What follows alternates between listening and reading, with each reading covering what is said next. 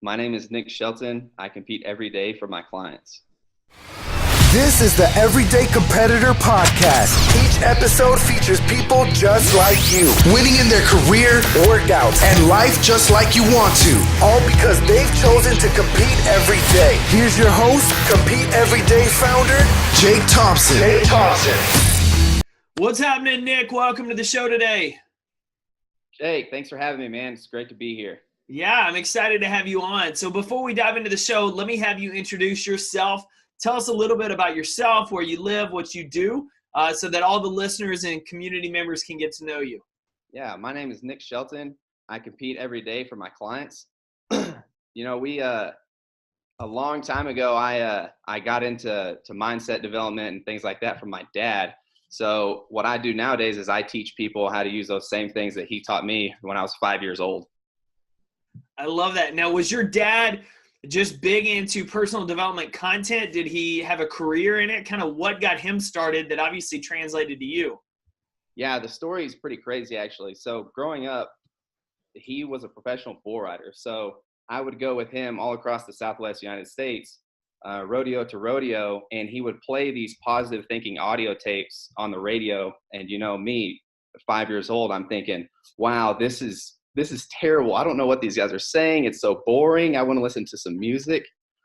So over time, he said, this stuff may not make sense right now, but you're subconsciously soaking it in. And I didn't exactly notice it until I got into high school. And that's when that stuff started working out. And I started being able to visualize things and start noticing that, wow, my thoughts really do impact the way that impact what results I get.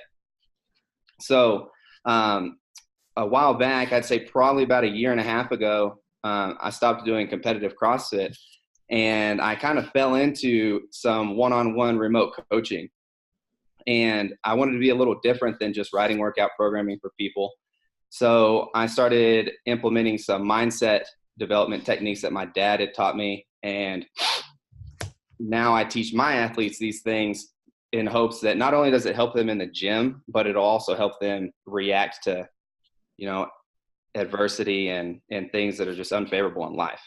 That's true. It's funny how the things we pick up, the confidence or the ability to overcome things we struggle with in the gym and in training in a physical sense can translate so well to life outside of it, and vice versa as well. I noticed up on the wall in your picture, you've got backcountry CrossFit. So are you in the Colorado area? I am. That's actually my girlfriend's games jerseys. Mine are across the room here. I competed at a CrossFit Lubbock in 2015 when we had a team that went to the games. Yeah. How was that experience for you as a games athlete, knowing as much as the landscape continues to change in that sport? It's one of those things that I'm very blessed to have had the opportunity to get out there and compete. And the way that it's, shaping out now, it's really hard to say what's going to happen in the next couple of years. Is there even going to be a competitive environment for CrossFit? Or, I've seen a lot of people say, this is how it always is. We do these massive changes and things like that to hopefully, further develop our athletic capabilities. So it's tough to say what's going to happen, but I think competitive CrossFit is always going to have a place in a lot of people's hearts. So I think there's always going to be a need for that. Yeah, for sure. So for someone listening that hears you talking about your remote coaching and obviously mental toughness, mindset development, tell us a little bit about your work in that remote coaching. Are you teaching CrossFit? Is it for competitive athletes? Is it for somebody walking into the gym for the first time? Who are the type of people that you work with on a day in, day out basis? Sure. That's a great question. Really, my niche is more of the everyday person, the person that works the 9 to 5, but doesn't want to go and waste time at the gym. They don't want to do the blog programming or this competitive style programming. What they want is more of the most bang for my buck, but still, hit all areas of fitness.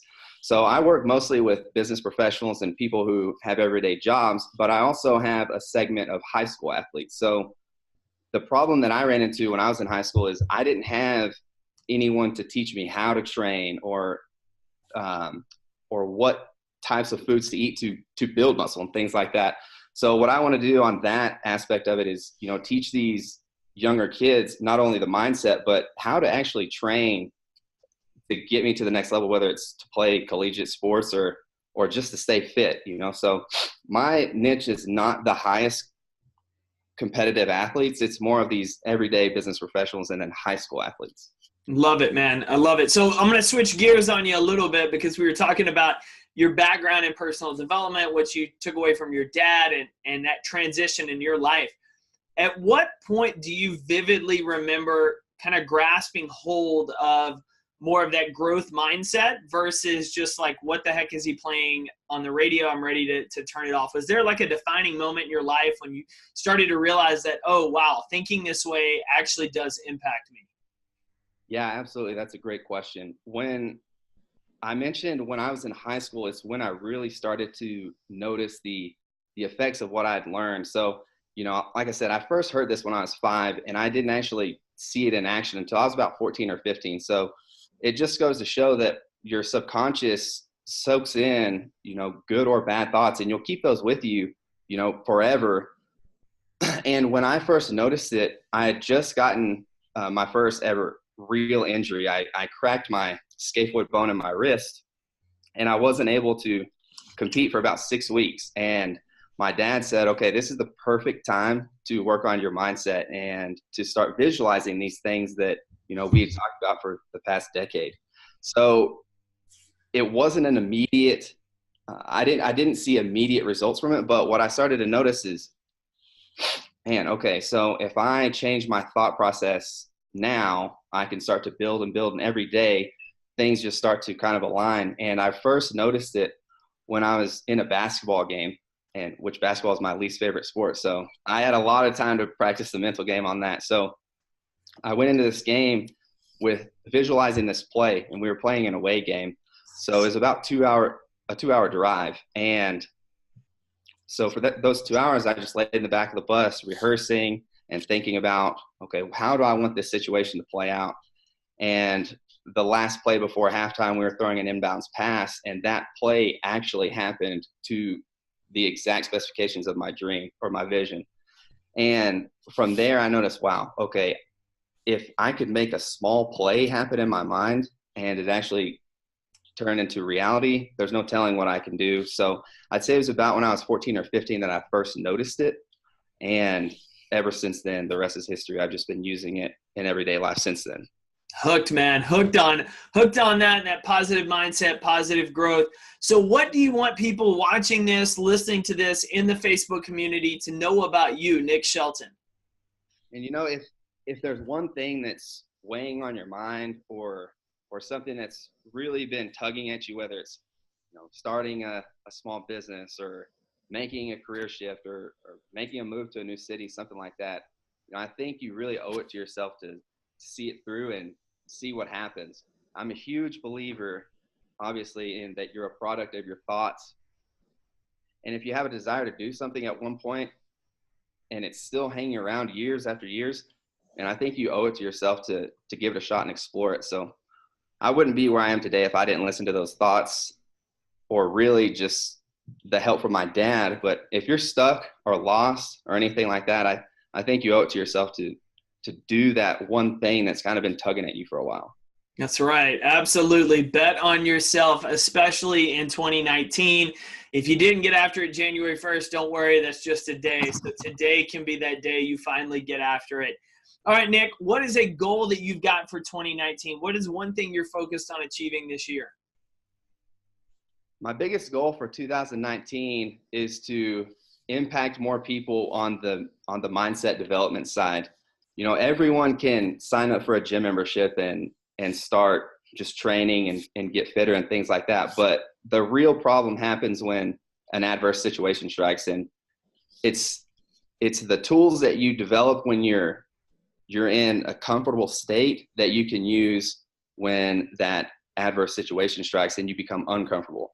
So if you're not prepared for that, you're going to be in a tough situation when that hits. So my biggest goal is going to be impacting as many people as possible through this mindset development.